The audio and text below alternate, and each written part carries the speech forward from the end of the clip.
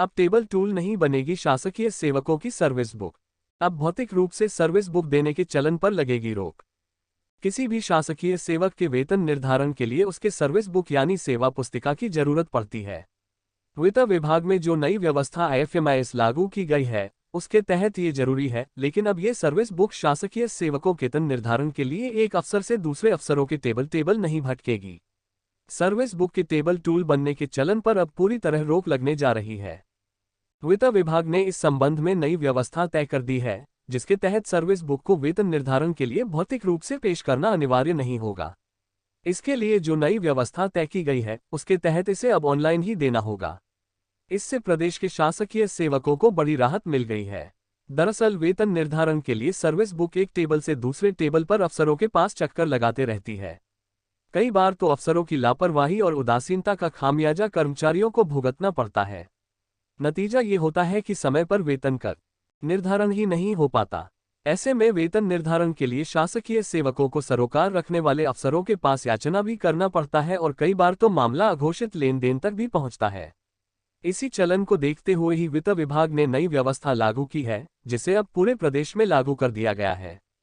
E-sign की व्यवस्था लागू होगी। वित्त विभाग ने जो नई व्यवस्था लागू की है उसमें वेतन निर्धारण के लिए संबंधित अफसरों के लिए ई-साइन की व्यवस्था लागू होगी।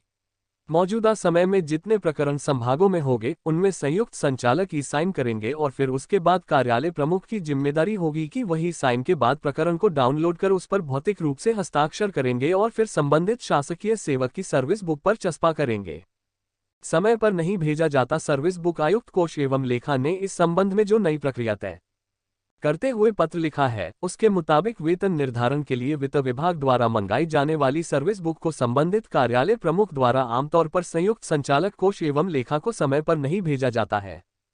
इसी के चलते संभागीय संयुक्त संचालक कार्यालय में IFMIS लॉगिन में वेतन निर्धारण का मामला लंबित पड़ा रहता है। ऐसे में अधिकारी कर्मचारियों का वेतन निर्धारण तय समय पर नहीं हो पाता है। इसलिए अब वेतन निर्धारण केवल IFMIS के माध्यम से ही किया जाएगा। विशेष प्रकरणों को छोड़कर फिजिकली सर्विस बुक कार्यालय प्रमुख द्वारा संयुक्त संचालक कोष एवं लेखा को भेजने की अनिवार्यता नहीं रहेगी। ऐसे मामलों में कार्यालय प्रमुख के लिए जो दायित्व तय किए गए हैं उसके मुताबिक कार्यालय प्रमुख इसी मॉड्यूल पर वेतन निर्धारित करेंगे। कुछ मामलों में ही मिल सकेगी रियायत। ऐसे मामले जिनमें संयुक्त संचालक को ऑनलाइन अनुमोदन के दौरान फैसला लेने में किसी तरह की परेशानी होगी तो केवल ऐसे मामलों में ही लिखित या ईमेल के माध्यम से सेवा पुस्तिका की मांग की जाएगी या IFMIS के अभिलेख अपलोड करना अनिवार्य होगा। इस तरह केवल अपवाद स्वरूप कुछ मामलों में ही रियायत मिल सकेगी। इस प्रकार की अपडेट जानकारी के लिए हमारे चैनल से जुड़े। अगर आपने अभी तक चैनल सब्सक्राइब नहीं किया हो तो प्लीज पहले सब्सक्राइब कर ले और पास में जो बेल आइकन है उसे ऑल पर सेट कर दे। धन्यवाद।